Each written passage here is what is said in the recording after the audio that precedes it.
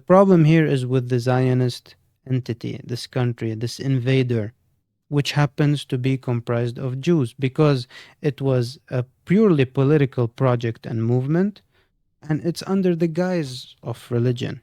Just look around. Thank God for the first time in history we are dominating. Our side is dominating on the media battleground, let's call it. We are dominating. And most of the movements happening in the West and those outspoken voices are being led by Jews. Jews. Jews with a conscience. Jews with a beating heart. Jews that fear God. They know that this has nothing to do with Judaism and it does not represent them. And many of them are repentant Zionists. They were fooled once and never again. So let's stop this bullshit. Let's stop kidding ourselves. Let's talk some truth for once.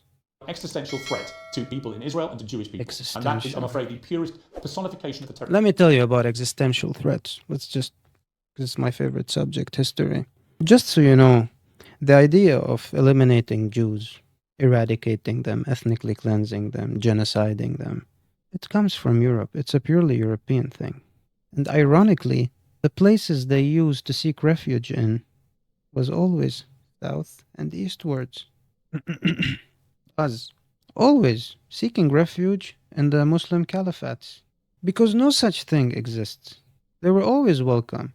And by the way, just so you know, Jews lived harmoniously with the Muslims. And trust me, harmoniously is not an exaggeration.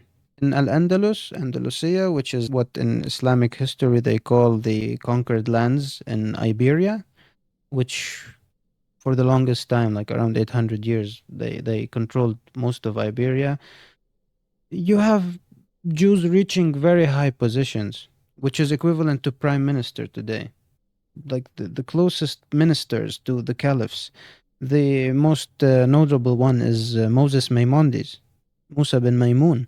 He was a Jewish polymath and he was very well respected and much appreciated by Muslims and the rulers over there. So they always try to show you like, oh, oppressing minorities and whatnot. Again, self-projection. I'm not saying it was perfect, and I'm against the jizya system, which is the taxation system of minorities under Islamic rule. But let's compare the end result. Look at how they treat their minorities, full eradication, treat like just the Reconquista itself.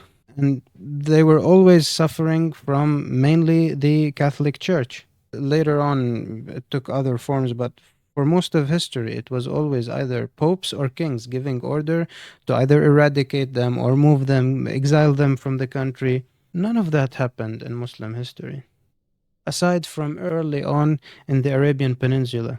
And there's no time to go over that now, but that also had its reasons. So let's not kid ourselves. The British and the French, among others, but they had the biggest share of the Ottoman Empire after the First World War. They made up these countries out of nothing, non-existent entities, and they put in puppets. And these puppets gave the order around 1948 when they decided, okay, let's leave and establish Israel. They gave the order to harass the Mizrahi Jews, which are the Middle Eastern Jews. And they all left to Israel. The local populations did not want them to leave. Many of them were just neighbors living together for hundreds of years. And they just left because the initial Ashkenazi and Sephardi settlers were not enough to sustain such a project. And they needed to create a situation where the two groups, the two religions, have irreconcilable hatred with each other. And this is why today, if you go, you will see, like, if you talk to the average Mizrahi, they are very bigoted. They hate Arabs, like all these crazy videos, you see them translated like death to Arabs, you know? Motle Aghavim, that's all they fucking say all day. They're mostly Mizrahis. And you can see even their skin is darker. It's crazy. And even in recent history, like many communities were just doing well in Morocco, in Yemen, until this day in Iran, supposedly the enemy of the Jewish people and the ones who are allegedly working on a second Holocaust. In Iran, you have the largest, until this day, Jewish population in the Middle East. So who are we kidding? Yeah, who are we kidding?